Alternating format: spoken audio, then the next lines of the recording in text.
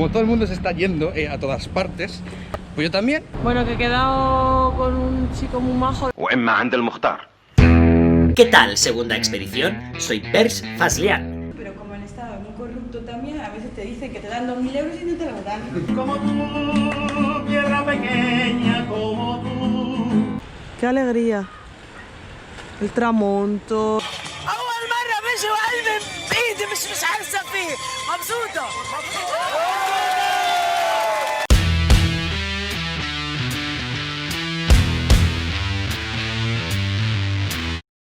Intentar, eso sí, como cuadrar y gastar monedas pequeñas, no traer mucho monedas de libanesas, no nos van a cambiar en Jordania ni de lejos. Intentéis como gastar los sueltos, sí, aunque sea en galletitas o en algo, si lo fundís en... Nos vamos de este sitio tan bonito, este jardín. Esta gente tan maja. Ayer estuvimos toda la tarde hablando con los vecinos. Ahora no siempre se puede grabar a todo el mundo. Ahora vamos a sacarnos un café aquí y os contamos un poco. Hemos estado muy a gusto y la verdad es que en Beirut te dan ganas de quedarte mucho más tiempo. O sea, ya no viendo cosas, pero sí hablando con la gente, porque la gente es brutal, está muy despierta. Es muy crítica y sobre todo es una gente que tiene un poderío. Yo la verdad estoy bastante conmocionado de las dificultades que esta gente afronta todos los días y que tiran para adelante, ¿sabes? Es una fuerza brutal. Bueno, la primera idea de todas es que es todo muy complejo, o sea, no hay ninguna idea que no tenga una doble vuelta de tuerca. Sí, que todo tiene su parte buena y su parte mala. Esta gente lo decían ayer, o sea, la cuestión del Estado entre otro Estado. Pues decían que por un lado que si no fuera por Hezbollah estarían jodidos, pero también dicen que están jodidos por Hezbollah. Según decían, nadie confía en que el ejército pueda proporcionar seguridad al Estado, a la gente, con lo cual en un momento dado, en lo que se refiere a las agresiones que puedan provenir del Estado de Israel, Hezbollah sí que supone una barrera. Ella dijo, yo respeto a Hezbollah porque en la guerra civil no entraron. O sea, en la matanza aquí fratricida, ¿sabes? Y bastante cruel, ¿no? Por lo que decíamos, que llegó a límites bastante radicales, ellos no intervinieron, ¿sabes? Como ella decía, bueno, pues en cierto sentido yo respeto que esta gente tenga un objetivo claro, que sea evidentemente el Estado de Israel y tal. La cuestión del Estado de Israel aparece constantemente. De hecho, ahí también les preguntaba, decía, ¿pero esto hay alguna diferencia en el sentimiento hacia Israel de árabes o de cristianos o, bueno, perdón, de musulmanes o de cristianos, porque árabes son la mayoría? Aunque hay gente drusa, hay gente armenia, de hecho ahora os hablaremos, que Santiago conocía a un chaval druso un poco de lo que significa, y de hecho le pregunté a la vecina si había gente que cambiaba, decía que sí. Bueno, te quiero que decir... sí que existía gente que se cambiaba como de esa, en plan hay cierta movilidad entre las comunidades, pero sobre todo decía que cuando la piña se casaba, que era muy rollo de, pues si ahora yo me quiero casar con una musulmana o lo que sea, pues uno de los dos, tal, depende de la familia que sea más... Por eso, por ejemplo, los drusos esos para nada. Ellos no se casan con nadie que no sea de la comunidad y no hay nadie, no aceptan ninguna conversión.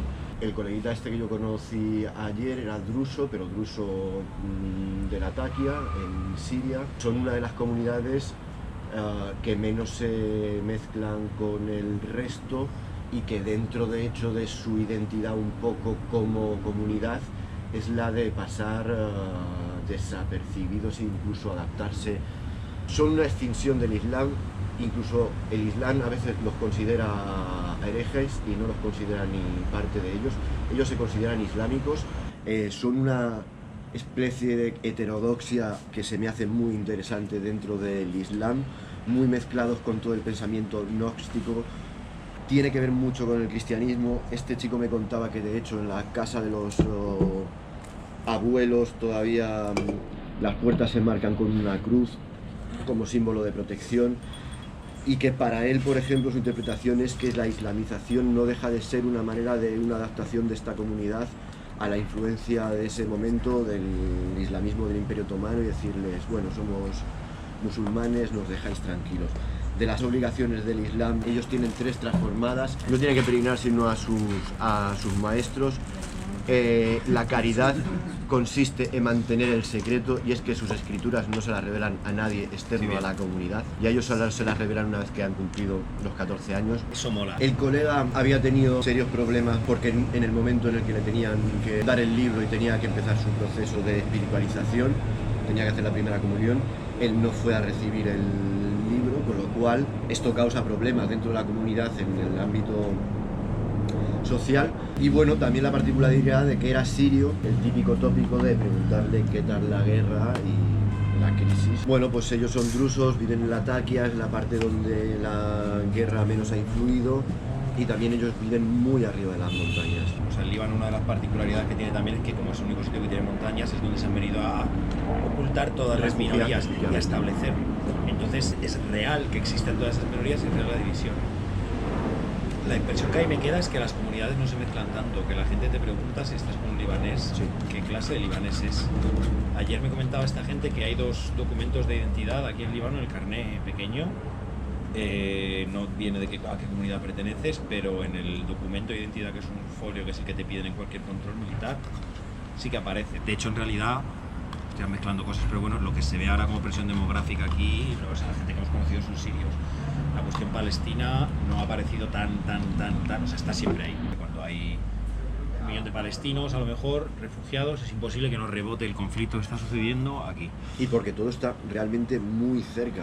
O sea, no hay manera de no sentir que las gentes que están o sea, que están teniendo jaleo al lado son parte de tu comunidad. O sea, que no hay manera.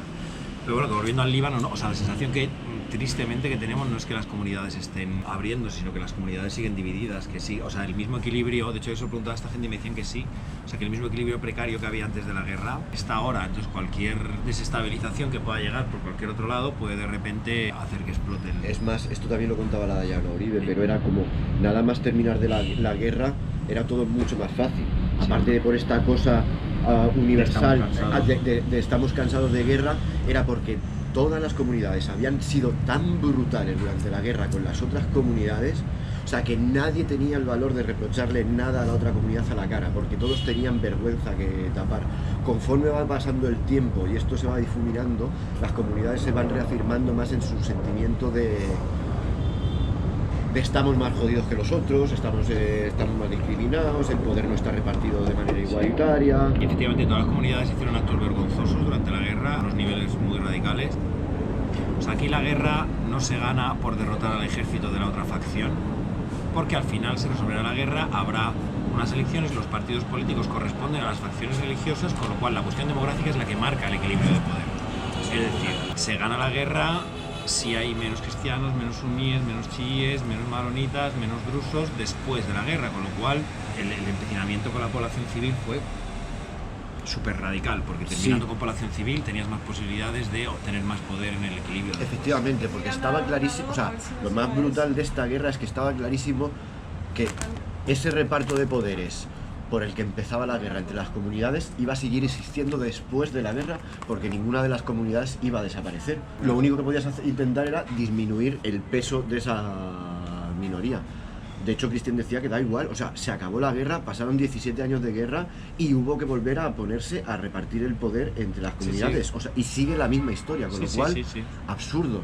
Unas élites, todas las élites de todas las comunidades muy corruptas, que se repartían el pastel antes y que se lo han repartido después. Todos son corruptos. Aquí los vecinos decían, Rafik Hariri, por ejemplo, que es el nombre del aeropuerto, fue el presidente de la reconstrucción. Y que es el único que más o menos todo el mundo... Pero esta gente acepta que robaban. Efectivamente. O sea, aceptan que era súper corrupto, decían, bueno, por lo menos arregló ciertas cosas, reconstruyó el aeropuerto, tal. De hecho, sí hay un pesimismo bastante radical. Bueno, esta gente está haciendo un trabajo maravilloso, o sea, resistiendo aquí, la gente de SUCAC con los trabajos que estaban haciendo con los refugiados, es como todo contraste máximo. Yo también otra cosa que me sorprendió ayer, como otras 2 cosas, solo por dejarlas apuntadas, que me contó aquí la casera, fue uno, ella que decía que ella era cristiana y que tuvo un momento de salirse de la fe cuando, pues después de la guerra, claro, empezó a entender lo que había hecho de verdad su comunidad. ¿Sabes lo que dice? Cuando conocía a los verdaderos cristianos, los asesinos, dijo tal cual. ¿Sabes lo que te quiero decir? Tuve un problema real. Otra cosa es el nivelazo que tienen, ¿sabes? Educativo. Efectivamente, son muy listos y están muy entrenados a tener que complejizar mucho todas las ideas. Que eso también es nuestro punto también de reconocernos como de autocomplacencia occidental, ¿no? Que nos encontramos a gente que maneja estos conceptos y es más fácil hablar. Pero también es que hay conceptos que los han tenido que pensar mucho. Creo que eso también es que es un training mental brutal. Ayer esta gente hacía de repente coña, ¿no? En plan de... pero es que aquí como llevamos 10 años sin... a lo mejor llevamos 10 años sin una explosión grande, que tampoco de 10 años, 4, ¿no? Siempre, no, hace 2 semanas, hubo un aquí. Pero eso que fue, ¿cuántos murieron? 4. Eso no es una explosión, quiere decir que y se reían, quiere decir como un nivel de normalización de de la violencia también hablaban de mogollón de estado policial, de mogollón de control policial, que a nosotros no nos tocan, no nos dicen nada. La verdad es que nosotros no ha sido muy agradable, no hemos tenido en ningún momento hemos tenido nada con ningún policía, ni nada, hemos dicho nada, ni nada, todo nos ha tratado súper guay, sonrisas máximas. Pero claro, que no quieren conflicto con ningún extranjero, claro. Bueno, pero ellos hablaban de bastante por registros, calles que cortan de repente. Hablaban también, que eso me sorprendió mucho, de la estrategia de infundir miedo. De repente estamos aquí hablando y hay mazo de luces, hay mazo de coches, hay... Y decía esta gente, esto, pues no pasa nada. Eso para el tráfico, no sé qué, dice, pero lo montan así, en plan... Que haya sensación de estado de excepción. Sí, que haya sensación todo el rato de miedo. Sí, nadie nos ha hablado de paz duradera, de estamos totalmente tranquilos, de ¿sabes lo que decir? Todo el mundo ha dicho... En cuanto pase algo fuera que desequilibre la situación, ¿sabes lo que te quiero decir? En ese sentido también nosotros no hemos bajado al sur del Líbano porque nos ha dado pereza, porque también queríamos descansar, teníamos que trabajar, organizar el viaje en adelante, pensar, y porque lo que queríamos era hablar con la gente, y la verdad es que aquí hemos estado todo el rato. Es que ayer, por ejemplo, pensábamos salir a dar una vuelta, pero llegué aquí, con esta gente estuvimos 4 horas hablando y pues ya te quedas pensando más todo el día. Te quiero decir, yo me encuentro al vecino del otro apartamento y resulta que es el intruso y echamos toda la mañana hablando de estas cosas, con lo cual, yo qué sé. Que viajar al sur del Líbano, por los que os interesen, no hay ningún problema de seguridad en el sentido de que te vaya a pasar algo cuando vayas allí. El tema, lo fundamental es estar súper informado de qué está pasando en el momento, es decir, no ocurre el conflicto de repente, siempre existe eso. Explicamos a Beatriz que tenía miedo la idea de escalada bélica. Pues quiero decir, si estás en Beirut, quieres bajar a Tiro o a Sidón y de repente ha habido disturbios o conflictos en la ciudad la semana pasada y está el ambiente calentito, pues a lo mejor no bajes. Si te informas y durante los últimos meses no ha pasado nada, es muy poco probable que cuando vayas pase algo, y que si pasa algo sea el primer escalón de esa escalada de conflicto, quiere decir que sea un disturbio en una parte de la ciudad que ni siquiera veas lo que pasa, o que si lo ves puedas salir. Parece ser que una de las fuentes fundamentales es el Ministerio de Turismo en Beirut.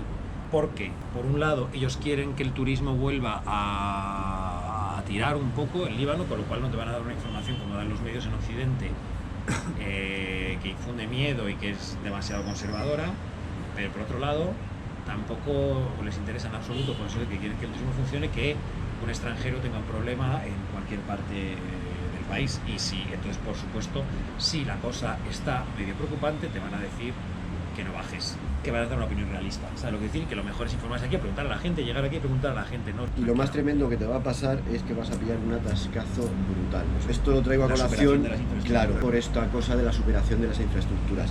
Ya no solamente es que no haya un Estado, que haya solamente un Estado súper corrupto y que no provea de las infraestructuras básicas, es que además esas infraestructuras están pensadas, o de alguna manera este Estado está preparado para 4 millones de personas que son los libaneses. Bueno, sobre todo, me encantaba la vecina que hay, que lo primero decía que ahora había hecho una medida al gobierno para echar a todos los trabajadores ilegales sirios para dar trabajo a los libaneses. Y ella decía que no entendía que era bueno para los libaneses, pero que era malo para los sirios, y que aunque esto tuviera 4 millones de habitantes, 2 millones de refugiados sirios, casi 1 millón de refugiados palestinos. Esta situación ilegal, que no tienen derecho a médico, que no tienen derecho a nada, o sea, que llevan a lo mejor aquí 70 años, los primeros palestinos que vinieron. Para que entendáis lo que puede suponer eso para la desestabilización de un Estado. Y aún así ella decía, no hay que quitarles el trabajo, tiene una familia que depende de eso, han pasado una guerra, hay que ser humanitarios, no sé si me explico. Y que peña que soporta una guerra de 15 años, que no tiene curro, ¿sabes? Que lo están pasando fatal, te digan que hay que ser humanitarios y hay que meter a esta gente, aunque el país no pueda soportar la infraestructura, y que en Europa, ¿sabes? En países pues, como el nuestro o como cualquier otro, bueno, te digan que no podemos soportar a esa cantidad de pues te hace pensar, y de hecho, o sea, ella decía en muy claro texto que es un rollo súper egoísta, que Europa reaccione justamente. ¿Sabes? Es una locura, pero es brutal, o sea, la capacidad de análisis que tienen, la capacidad de escucha también y de comprensión. De hecho, Trípoli es otro puto mundo, también siento que hemos cambiado de viaje. Sí, o sea, veníamos de Turquía, llegamos a Trípoli, tal... Nos encantamos con la llegada del mundo árabe, con el exotismo, con eso que nos fascina a los occidentales de la orientalización, nos que caótico, que parecía Alepo, tal, no sé qué, y de repente esto ha sido un paréntesis, así ha sido como una hostia en la cara bastante brutal. Antes, con lo del turismo que tú decías y demás, no es un tema baladí, la Dayana Uribe lo contaba en un momento. Líbano, casi desde el primer momento de la fundación, se ha entendido como una colonia vacacional europea. La intención era que Beirut fuera una especie de Mónaco en la otra parte del Mediterráneo, con lo que eso tiene de idea política también, de llegamos hasta allí. Y que el turismo ha sido como lo que se ha querido recuperar todo el tiempo, cada vez después de una crisis. El turismo ha sido lo primero que el Estado ha puesto a funcionar en marcha y a dar esta idea hacia el exterior de podéis venir aquí a ser felices y tumbaros al sol de nuestras plácidas playas. Otras veces cuando vinimos a Siria y demás siempre habíamos complejizado mucho menos la idea del Líbano, nos había parecido mucho menos atractivo. Estábamos en Siria y lo habíamos pensado, claro, los discursos que ahí había. Desde nuestro prejuicio. Y desde nuestro prejuicio y con los discursos sirios que también ayudaban, de que esto era un mero bocado que se le había pegado a la costa siria y que no tenía ningún sentido este país. Ahora no sé si lo pienso de esa manera tan clara. Es verdad que el Líbano siempre ha tenido una identidad bastante particular. Pero todos se han agarrado a esa identidad, o sea, Sí. lo que decía Cristian le pregunta, ¿la solución es que sean todos más libaneses o que sean todos menos drusos, cristianos, suníes, tal? Y me dijo, no, si el problema es que todos se creen súper libaneses, lo que pasa es que se creen el buen libanés. Con lo cual, de aquí nos dejamos de llamar al peligro de ponerle a un gentilicio de un sitio bueno y malo. Eso es. Que quede claro que ser buen y mal libanés viene de la guerra, es ambiente pre-post bélico. Y creo que el paralelismo queda claro con hablar de buen español y mal español. Convertir a la persona que no piensa como tú, que no es como tú, en un rasgo moral es peligroso e injusto. Vaya chapa mañanera. In the morning.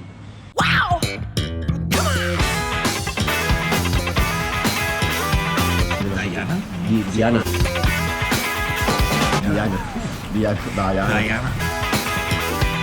La Diana. Uribe.